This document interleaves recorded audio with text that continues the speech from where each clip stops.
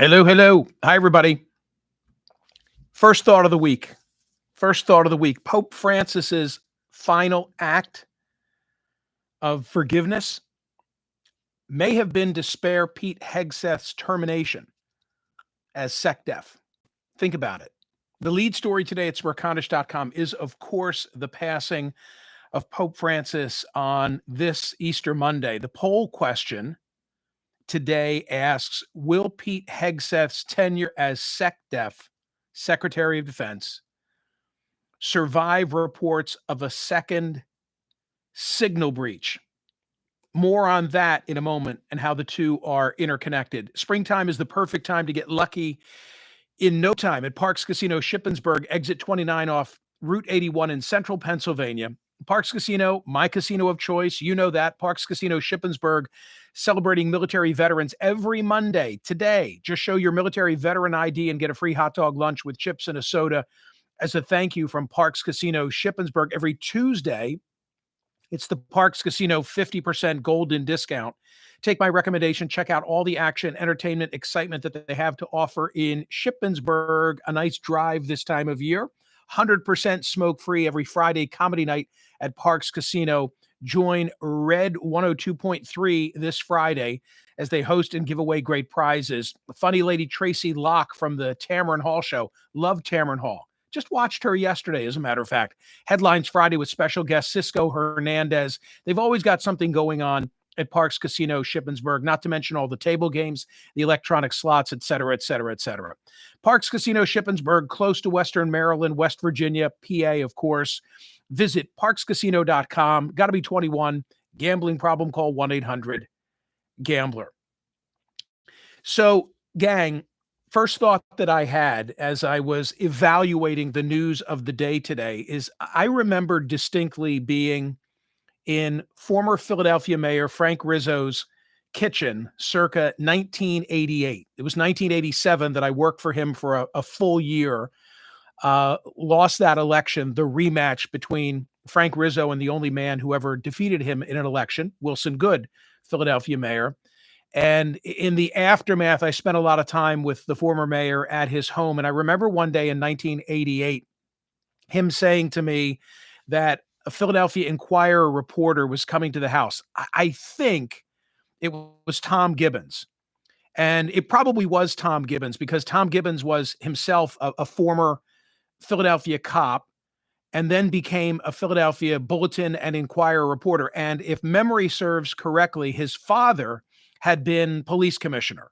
So this makes sense that this would match my recollection that Tom Gibbons was coming over to interview Frank Rizzo. Nothing unusual about that, right? Former mayor being interviewed by the newspaper of record in the city. But the purpose of the interview is what stands out in my mind. He said he's coming over to write my obituary.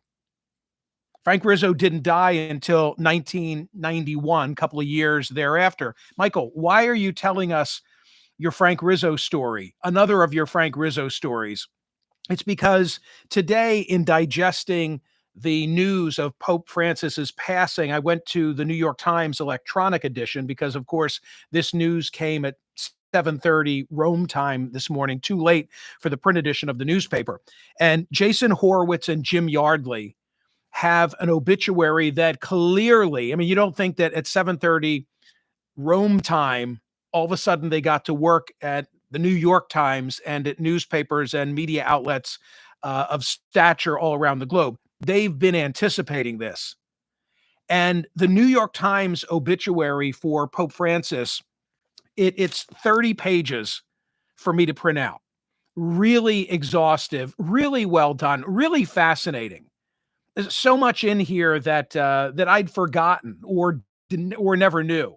But I highly recommend it and will endeavor to get one of these gents on the program. I'm interested in the whole story as to how it all comes to pass, how it all happens. Like, when did they decide, hey, we better be writing a Pope Francis obituary? And not to be morbid, but and I won't name who I have in mind, but just think about some of the leading American political figures of the day.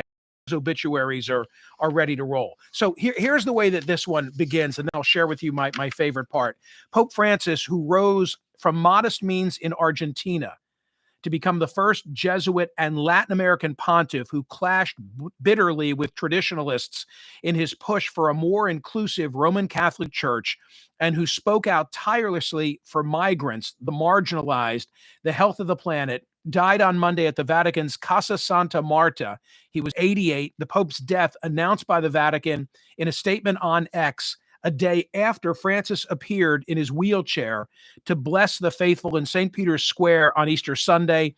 Throughout his 12-year papacy, Francis was a change agent, having inherited a Vatican in disarray in 2013 after the stunning resignation of his predecessor, Benedict, a standard bearer of Roman Catholic conservatism. And of course, the fictionalized version of their relationship, because Benedict continued to live in Vatican property, became, a great movie, the Two Popes.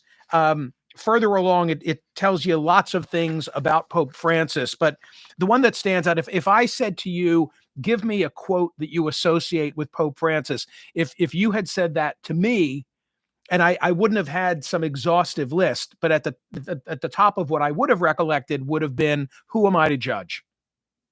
Who am I to judge? And where does that famously come from? Francis signaled his humble style from the outset. He paid his own bill at the Vatican Hotel where he stayed during the conclave that elected him, rode about town in a modest Ford Focus, lived in a Vatican guest house rather than the ornate papal apartments, and in a Holy Week ritual performed at a youth prison washed the feet of a young Muslim woman. Later in his ailing years, he referred to his own frailty in demanding dignity for the aged. His humility could be disarming. When asked about a priest who was said to be gay, he responded, who am I to judge? Who am I to judge? Much, much more in this obituary, much, much more that I'll be talking about. Okay, one other vignette, if I may, because this is another that I flagged that I really appreciated. Bookish, intelligent, and deeply religious, Jorge also played basketball and loved to dance the tango.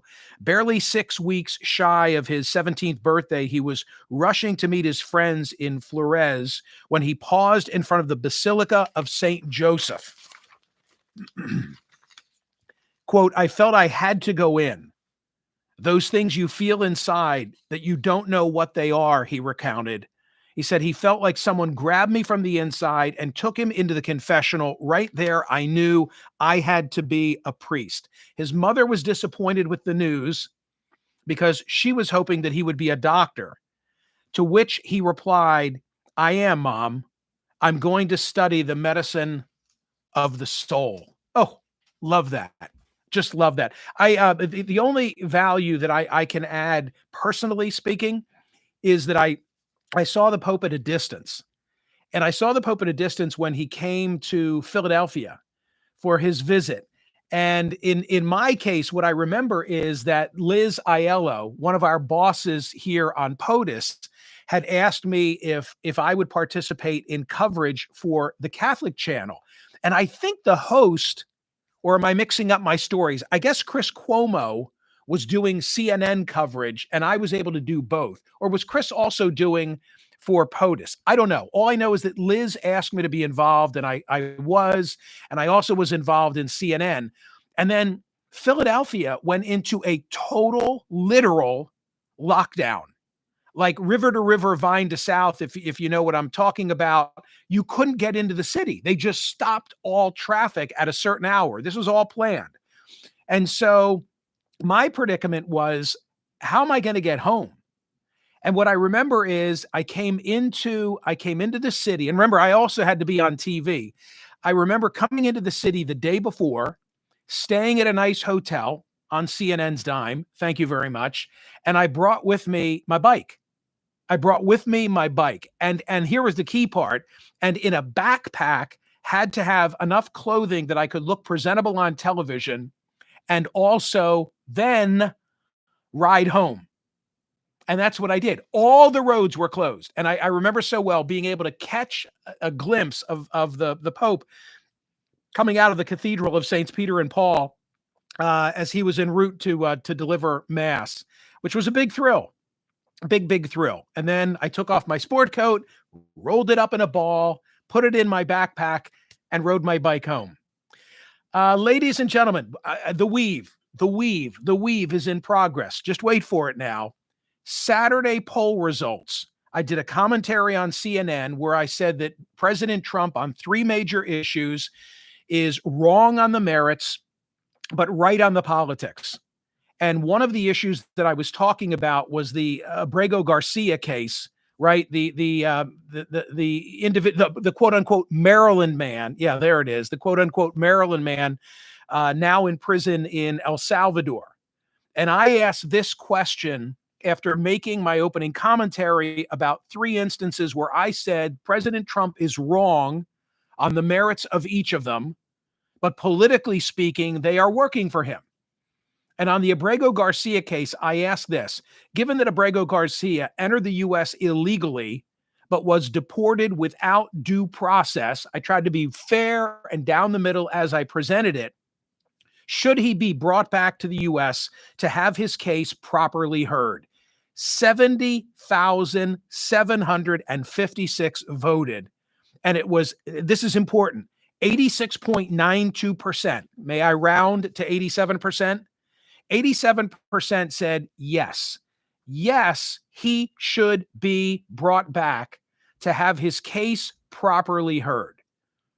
Okay, so now I'm going into Sunday, Easter Sunday, and I need a poll question, and I'm blown away, happily so, that 70,000 voted on that poll question. And I thought, wait a minute, I want to go back to the well, and I want to tweak it. So this time I asked, if he's returned to the U.S., Kilmar Abrego Garcia, if he's returned to the U.S. and he receives due process, should he then be deported if suggested by the evidence? By the way, I ran this by my buddy, Ellie Honig. He's brilliant. Loved having him on the Saturday show, and I find myself relying on him as a sanity check for some of my poll questions increasingly. And Ellie said to me, that could be a 50-50 one. And I agreed with him. I don't want to throw him under the bus. We were both wrong.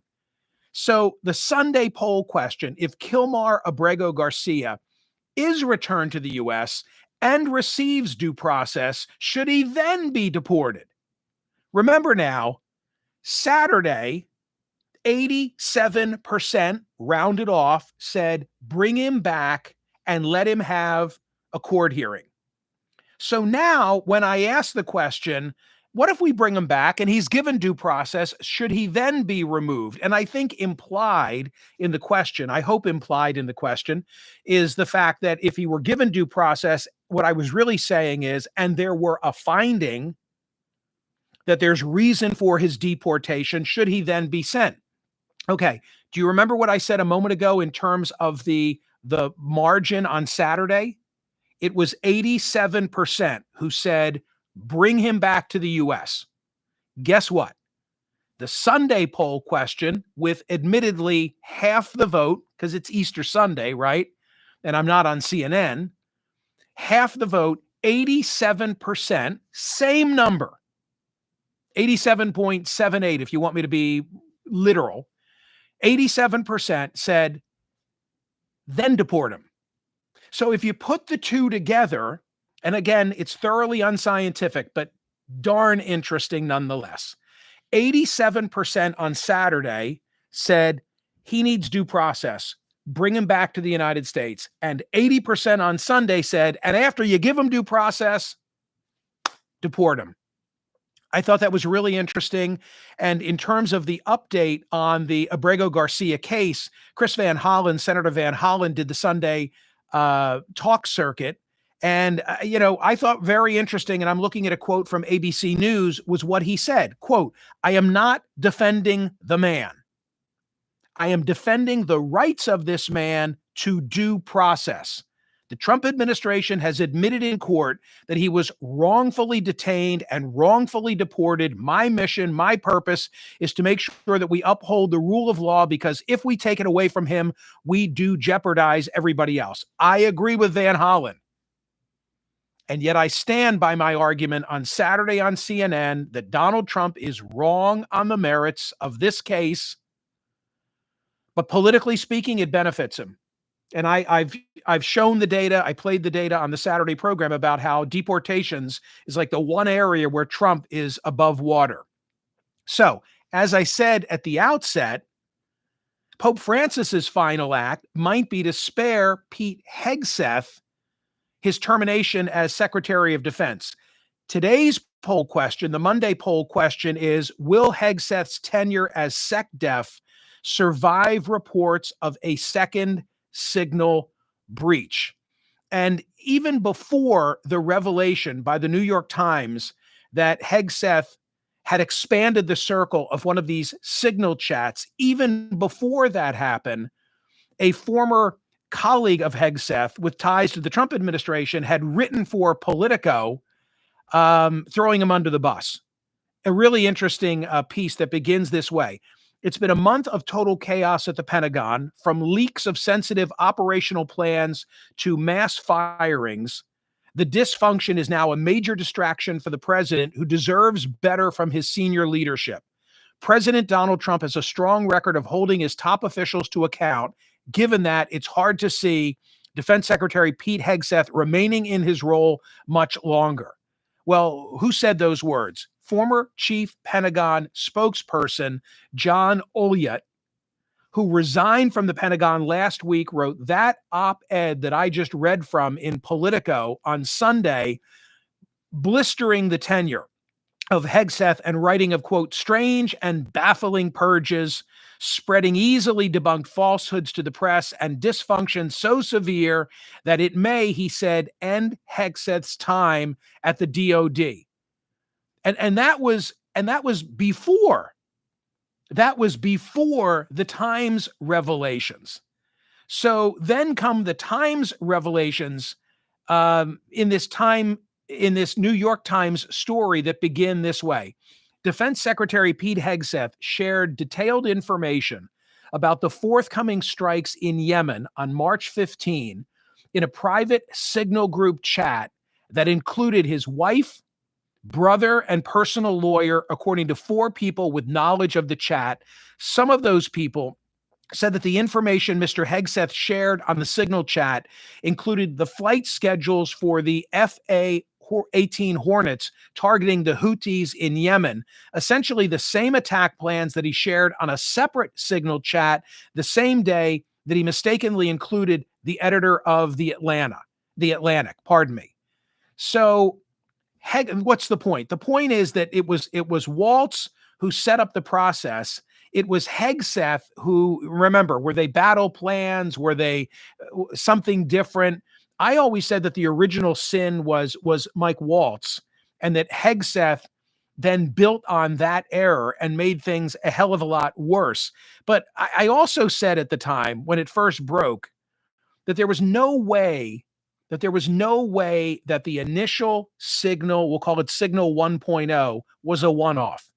And I remember having this conversation with Richard Clark, and of course, he's far more knowledgeable and dialed in and experienced than I. I'm just chiming in from the sidelines. But I remember having this conversation with Richard Clark, who advised 3 U.S. presidents on matters of national security, and we agreed there's no way it was a one-off. And from my recollection, my view is that just the comfort level with which all of those individuals, Rubio, Hegseth, Waltz, Gabbard, et cetera, the comfort level with which they were conversing with one another, there was no hint of, oh, are we going to have this conversation here? What are the limits? What are the parameters? What are the guardrails? Like, you just knew that they had done it before.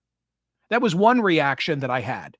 And the second reaction that I had, also shared by Richard Clark, was one of, there's no way that Jeffrey Goldberg from the Atlantic would have been added unless he was already in Mike Waltz's contacts, right? I mean, it never made sense that he hadn't had any dialogue with Goldberg, and suddenly all of a sudden he adds Goldberg into that mix.